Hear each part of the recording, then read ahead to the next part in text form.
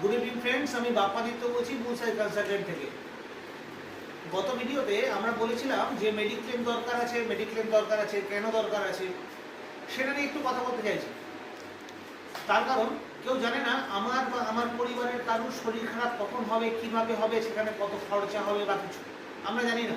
কিন্তু doctor, hospital বা private nursing home বা ওষুধের দোকানদার বা আমার প্যাথ ল্যাব কেউ আমাকে বিনা পয়সায় কোনো সার্ভিস প্রোভাইড করবে না। অতএব সেখানে আমাকে পেমেন্টটা করতে হবে, আমার কাছে থাক অথবা না থাক। সেটার জন্য কি করতে হবে?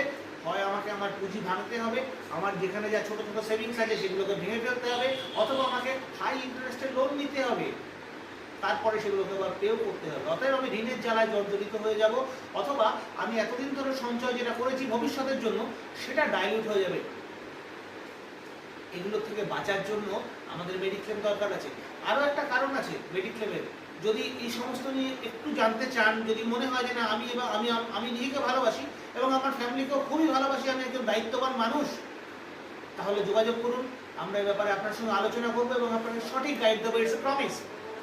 কন্ট্যাক্ট করুন আমাদের সঙ্গে। Contact number 9007789353।